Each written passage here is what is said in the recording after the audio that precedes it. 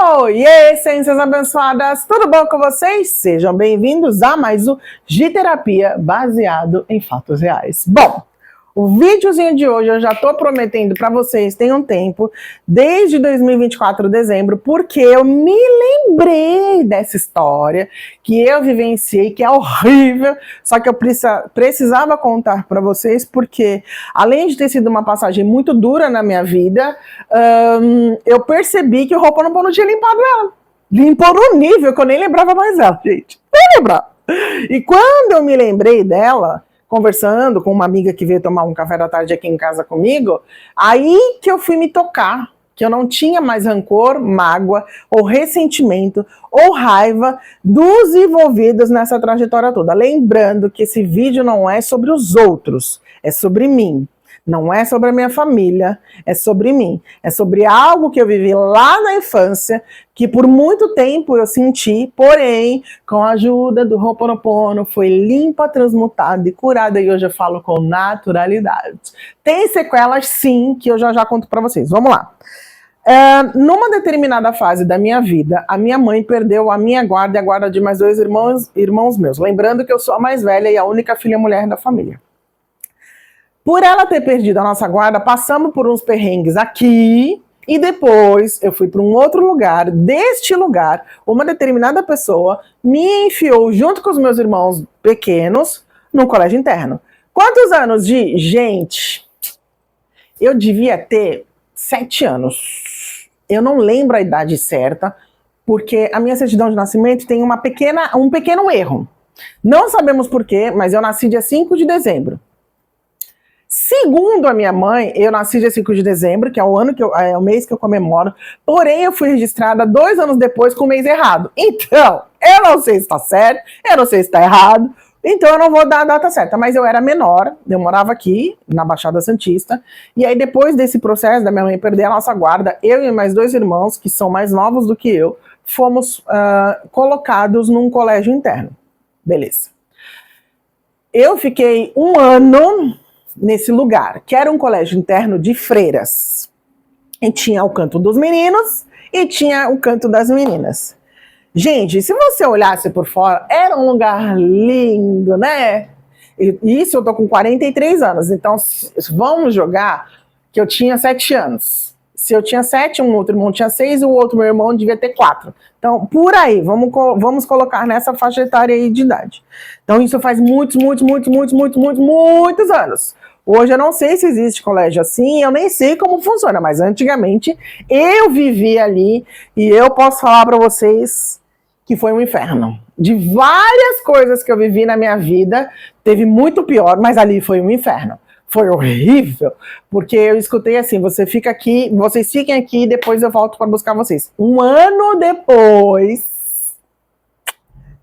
depois, minha mãe, com a ajuda de um advogado daqui, que já tinha estabelecido um trabalho, uma residência, conseguiu localizar a gente, e aí ela lutou para pegar a nossa guarda de volta, para trazer a gente. Esse é um dos motivos que eu sou grata à minha mãe, porque aí é onde ela mostra mais ainda que, errando ou não importa, ela fez o que ela podia para que nós estivéssemos do lado dela. Lógico que quando ela perdeu a guarda não tinha que ser feito, mas depois ela lutou e conquistou a nossa guarda novamente. Beleza. Gi, como que você sabe que foi 1 ano? Por causa das datas, né? Natal, Carnaval, início de ano, eu nem sabia que eu precisava estudar, mas eu achava que não. Tanto que eu entrei na escola atrasada, esse foi um dos motivos. Acho que foi com 7, gente, por 7 anos, porque eu entrei na escola, eu tinha 8 anos. 8 anos eu entrei na primeira série, sem saber nem ler nem escrever. Mas vamos voltar lá para o colégio interno, beleza. Quando a gente foi deixado lá, a recepção foi muito legal, foi muito bonitinha. Eu lembro de tudo, do rosto das freiras, dos padres, das crianças, do meu anjo protetor, porque eu tive um anjo que me protegeu ali. Eu lembro de tudo. Dos infernos, das noites, de tudo que a gente passava ali, eu lembro. Dos domingos, porque ainda hoje existe o ato de adotar uma criança. O que ninguém sabe é que muitas crianças são devolvidas. E o que ninguém vê é o quanto isso mexe com a cabeça de uma criança. O quanto é desumano você ir lá adotar uma criança, pedir para ficar com ela um final de semana e depois devolver e falar, eu não me adaptei. Você não se adaptou, você foi lá, deu esperança para a criança e depois tirou dela assim, tipo, como se fosse uma roupa velha que você joga fora. Eu fico revoltada quando eu vejo essas coisas, porque eu vi lá. Eu vivi, eu não vivi de ser adotada, porque nós éramos em 3 e todo mundo sabe que é impossível quase adotar 3 crianças de uma porrada só. E nós não estávamos na fila de adoção, porque a pessoa que nos deixou lá, ela nunca mais voltou, mas o orfanato estava tentando localizar quem nos deixou lá. Então foi uma junção. A minha mãe daqui, que ela não sabia que a gente estava passando por isso, só depois que ela descobriu, e o orfanato, os dois eles conseguiram se encontrar e acharam, aí minha mãe achou a gente e tá tudo bem. Então eu não estava na fila de adoção com os meus irmãos, mas outras crianças estavam, e gente, era horrível. A criança sair no sábado e voltar no domingo chorando, porque ela simplesmente, a família disse que não se adaptava. E isso não era adulto, criança de 12, 13 anos.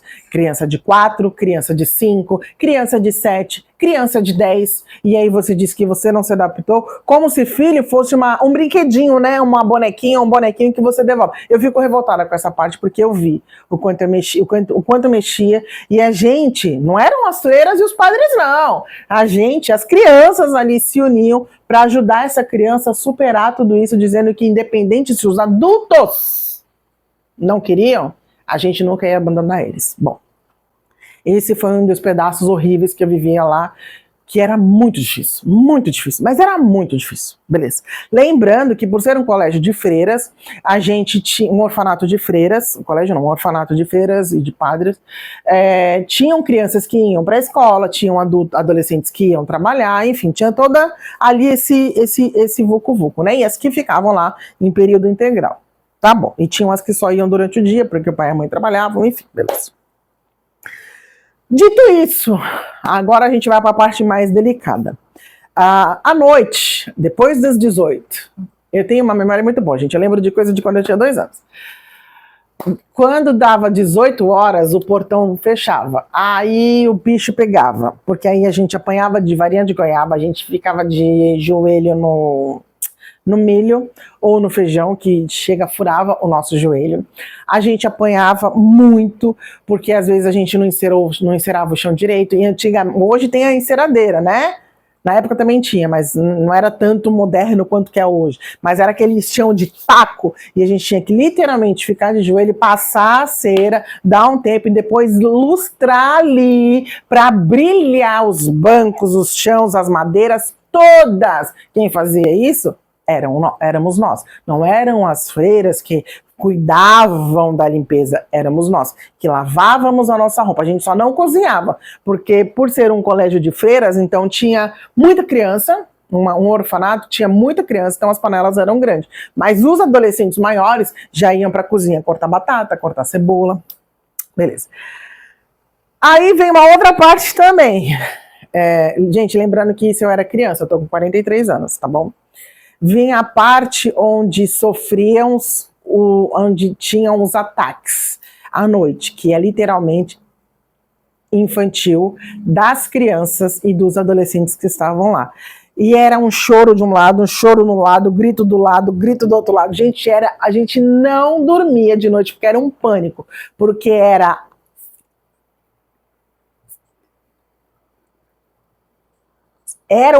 um inferno.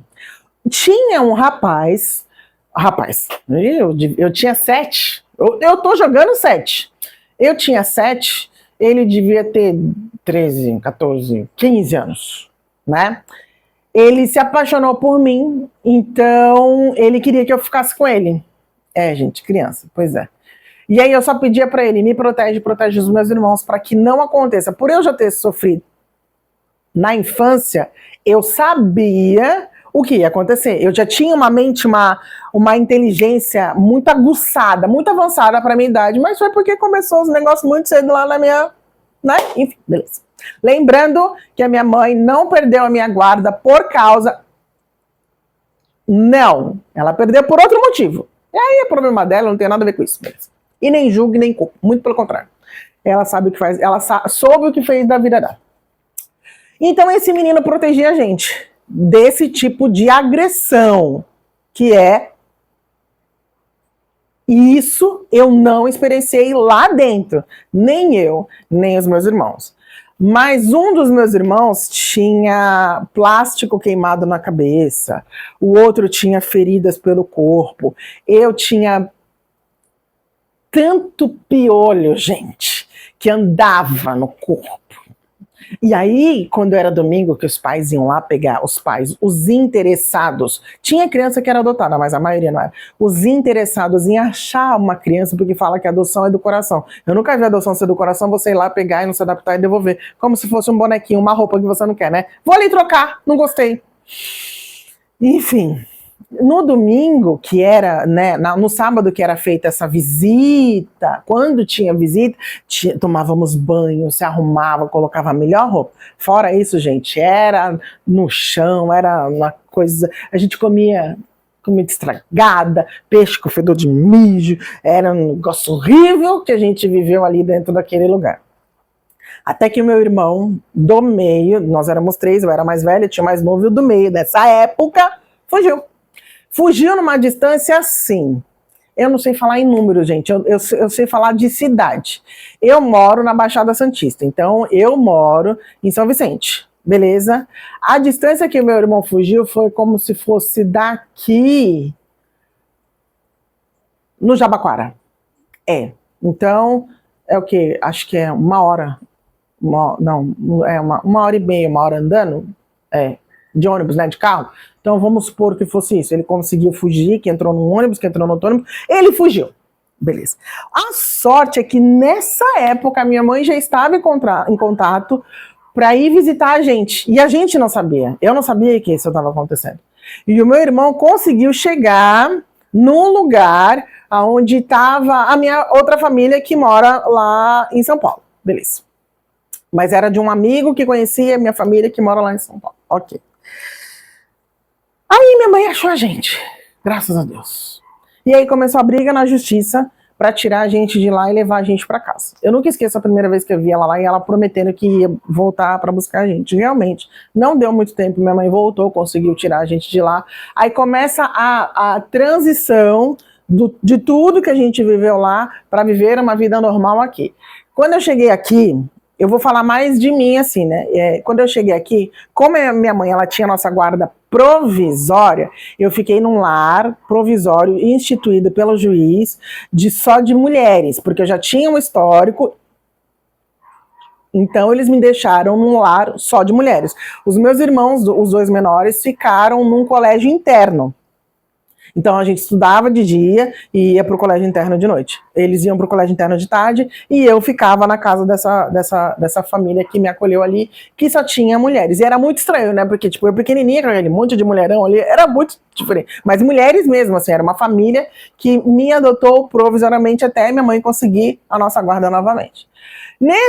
Nisso tudo, aí eu precisei raspar todo o meu cabelo, porque eu tinha feridas aqui assim, de tanto que coçava os piolhos, feridas no corpo. Aí começa, faz exame, toma vitamina, e é remédio, vai para psicólogo, vai para terapeuta, e vai para analista, e faz exame, até que a minha mãe conseguiu a nossa guarda. Aí tinha uma casa, voltamos a morar com a minha mãe casou novamente, e continuamos esse processo de tratamento, tudo ali bonitinho. Por isso que eu falei que eu entrei com 8 anos na escola e que foi um escândalo, assim, né? Uma menina careca, era careca, bem carequinha, esse cabelo bem batidinho, porque eu tive que raspar minha mãe teve que raspar na Gillette. Era piolho com lente, era horrível. O outro, meu irmão, que tinha os plásticos grudados na cabeça, o outro que era tudo machucado. Nós éramos... Ninguém dizia que nós estávamos num orfanato de freira. Porque era um inferno aquilo. De orfanato, de lar, não tinha nada. Ali era literalmente um dos lugares horríveis que a gente viveu.